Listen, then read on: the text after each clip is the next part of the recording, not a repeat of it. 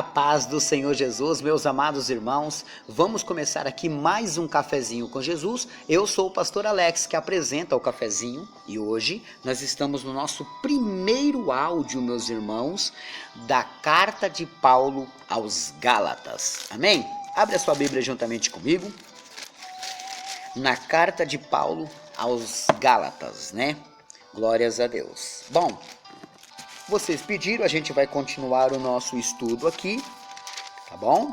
E a carta de Paulo aos Gálatas tem apenas 6 capítulos e nós vamos agora começá-lo. Vamos lá? Capítulo 1, do verso 1 em diante. Paulo, apóstolo, não da parte dos homens, nem por homem algum, mas por Jesus Cristo e por Deus, Pai, que o ressuscitou dos mortos. E todos os irmãos que estão comigo, as igrejas da Galácia, né? Olha aí que Paulo, ele estava começando essa carta, né, no cabeçalho, e já mostra quem é ele, né? Agora veja o verso 3.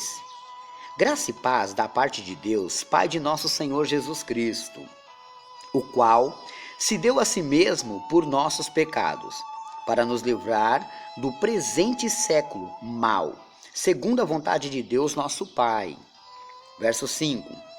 Ao qual, glória para todos sempre. Amém. Agora começa a sua carta. Maravilho-me que de tão depressa passasseis daquele que vos chamou a graça de Cristo para outro evangelho. Ele já começa falando, olha, eu estou espantado, eu estou maravilhado, como que de repente, do evangelho de Cristo, vocês passou para outro evangelho. E aí ele continua. O qual não é outro, mas há alguns que vos inquietam e querem transtornar o evangelho de Cristo. Mas, ainda que nós mesmos, ou um anjo do céu, vos anuncie outro evangelho, além do que já vos tenho anunciado, seja anátema. Olha só que o apóstolo Paulo está deixando claro que qualquer pessoa que trazer alguma novidade, tentando acrescentar alguma coisa sobre a palavra de Deus, é anátema. E o que é anátema, né? No vocabulário anátema, o que encontramos, né? Anátema seria como se fosse uma sentença de maldição que as pessoas falavam, olha, esse é anátema, tal, queria expulsar aquela pessoa. Ou reprovação enérgica, condenação, repreensão, maldição. Anátema, seja maldito, entendeu? Então, o que é anátema? Maldito, algo que é maldito. Então, se fizerem ou criarem alguma palavra tentando acrescentar nos evangelhos, isso é maldição, é anátema. Entenderam até aqui? Verso 9. Assim como já vulo dissemos, agora de novo também vulo digo, se alguém vos anunciar outro evangelho além do que já recebestes, seja anátema. Porque persuado eu agora os homens ou a Deus, ou procuro agradar os homens, se estivesse assim ainda agradando aos homens, não seria servo de Cristo. Verso 11. Mas faço-vos saber, irmãos, que o evangelho que por mim foi anunciado não é segundo os homens. Tá vendo? Ele é a inspiração de Deus. O que o próprio apóstolo Paulo trazia para as pessoas, né? Verso 12. Olha só. Porque não recebi nem aprendi de homem algum. O que Paulo está falando, né?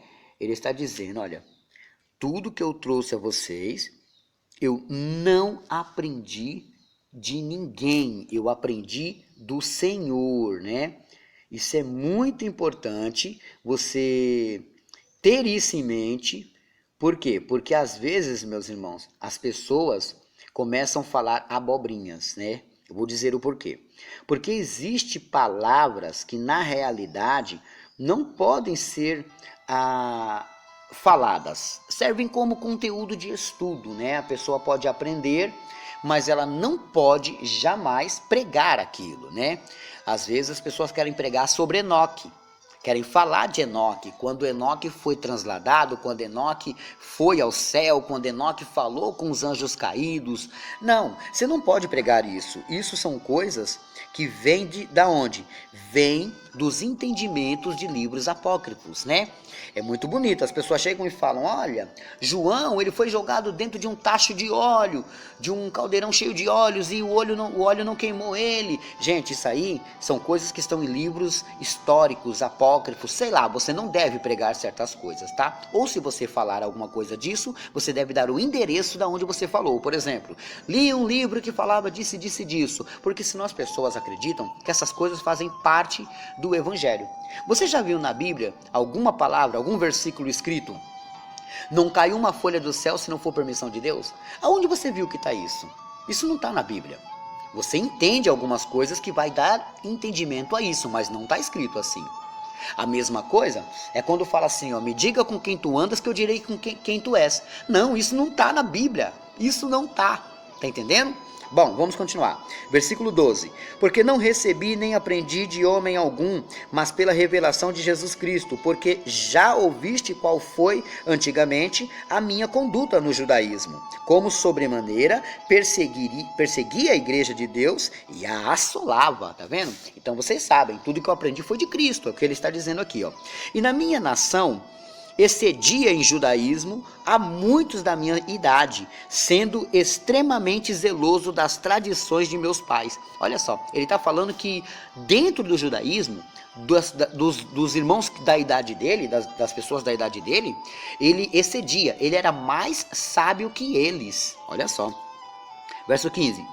Mas quando aprouve a Deus que desde o ventre de minha mãe me separou e me chamou pela sua graça, revelar seu filho em mim, para que o pregasse entre os gentios, não consultei a carne nem o sangue, tá vendo? Isso tudo que ele não foi buscar em estudos humanos, né? Em entendimentos humanos, porque existe várias linhas de entendimento, né? A pessoa entendeu o Apocalipse de um jeito, o outro entende de um jeito. Existe milhões de teólogos e cada um com uma interpretação. Deu para entender? Mas aqui quem vai dar a interpretação correta é Cristo. Vamos lá, verso 17.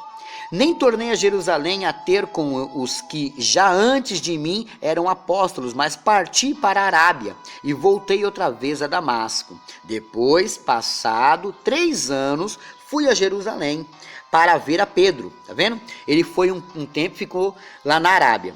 E aí ele ficou estudando com Cristo. Cristo estava ensinando ele, né? E depois ele voltou para Jerusalém para encontrar a Pedro. E fiquei com ele 15 dias. Então ele ficou junto com o apóstolo Pedro, que era o cabeça da igreja ali como homem, 15 dias, né? E não vi a nenhum outro dos apóstolos, senão Tiago, irmão do Senhor, né? Ora, acerca do que vos escrevo, eis que diante de Deus testifico que não minto. Depois fui para as partes da Síria e da Cilícia, e não era conhecido de vista das igrejas da Judéia, que estava em Cristo, tá vendo? As pessoas naquela época tinham conhecimento do apóstolo Paulo. É um benjaminita aí, ó, que está servindo ao Senhor, mas agora ele está pregando por aí e ninguém conhece ele, né? Então, esse era o entendimento que eles tinham naquela época. Então, o apóstolo Paulo, ele era conhecido só por nome, né? Ó, vamos lá, verso 23. Mas somente tinha ouvido dizer aquele que já nos perseguiu, anuncia agora a fé que antes destruía. Tá vendo? Então, o que as pessoas conheciam? As pessoas conheciam assim, ó, existe um tal de um apóstolo Paulo que ele sai pregando para os gentios aí e ele perseguia a gente, agora ele prega a nossa fé, né? Olha que lindo.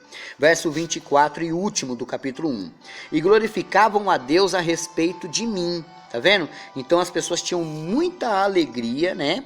De saber que o apóstolo Paulo era aquele que estava levando o evangelho, né?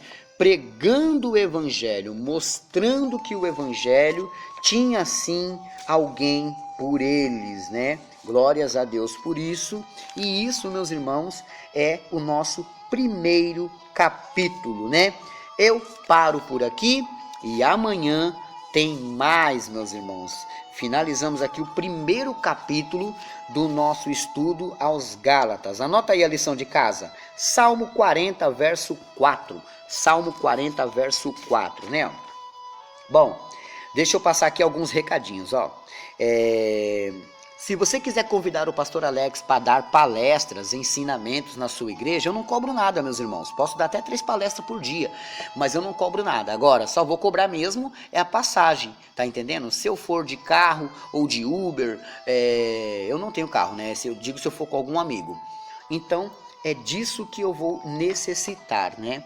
Agora, se caso eu for por mais longe, é só a minha passagem, junto com a da minha esposa, tá? O telefone para você me convidar para dar palestra ou para pregar na sua igreja, quer levar o pastor Alex para pregar lá ou para dar palestra, você pode falar diretamente comigo, tá bom?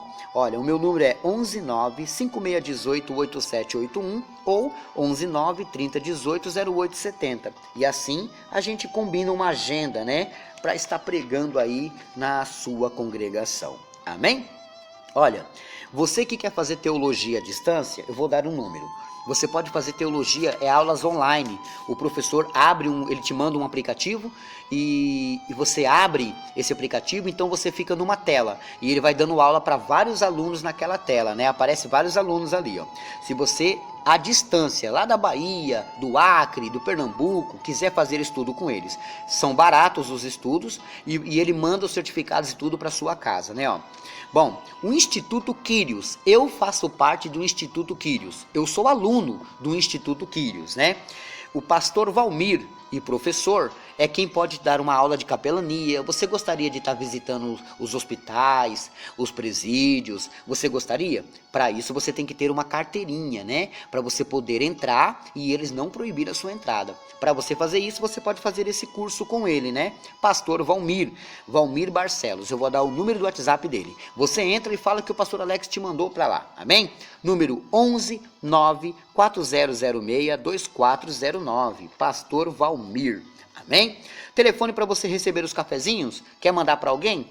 119-5786-4176. Amém? Bom, mais alguns recadinhos. Me siga no Instagram, Pastor Alex Cafezinho. Amém? Bom, por hoje é só e amanhã tem mais.